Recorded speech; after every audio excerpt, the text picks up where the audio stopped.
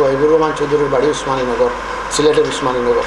তার সম্পূর্ণ family UK, এবং তার খুব একজন দানশীল মানুষ আসলাম। 12 নভেম্বর সিলেট থেকে লন্ডন যাওয়ার উদ্দেশ্যে বাংলাদেশ বিমানের ফ্লাইটে চড়েন। প্রায় 2.5 ঘন্টা যাওয়ার পর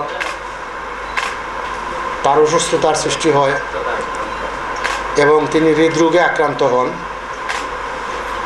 তখন তিনি চিকিৎসার জন্য, প্রাথমিক চিকিৎসার জন্য হাজারি করেন, কিন্তু বিমানের যে আয়োজন সেটা মোটেও স্বল্প ছিল না, এমনকি অক্সিজেন পর্যন্ত ছিল না।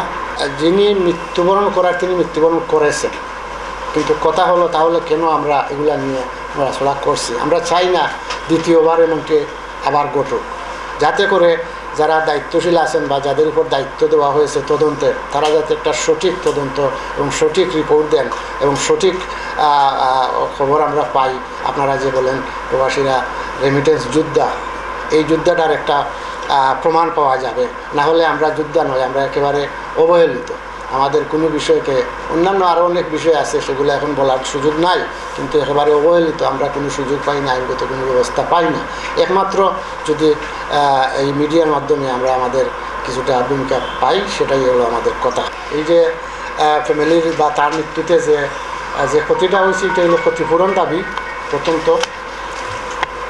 দ্বিতীয়ত হইল দায়ী ব্যক্তিদের দৃষ্টান্তমূলক শাস্তির ব্যবস্থা, যাতে ভবিষ্যতে কোনো সময় আর এ ধরনের ঘটনা না ঘটে, এটাই আমাদের একটা মূল দাবি।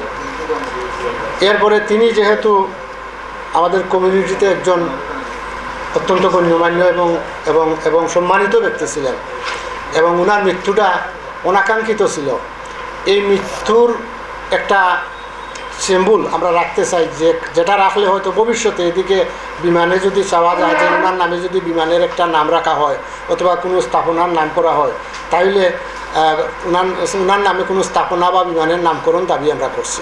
এই জন্য করছি যে এটা থাকলে, চিরজীবী থাকলে হয়তো ভবিষ্যতে তারা জিজ্ঞেস করবে, যারা পাইলট আসবে, বিমানে যারা কাজ করবে, যে এটা কেন হয়েছে। যেমন আমাদের আলতাফ আলী পার্ক হয়েছে লন্ডনে, সবাই জিজ্ঞেস করে আলতাফ আলী কে ছিলেন, আলতাফ আলীর কী হয়েছিল। ঠিক সেভাবে আমরা মনে করি যে উনার নামে যদি একটা বিমানের নাম অথবা বিমানের কোনো স্থাপনা অথবা কোনো কিছু নামকরণ করা হয়, তাহলে সেটা ভবিষ্যতে এই লেগাসিটা বহন করবে।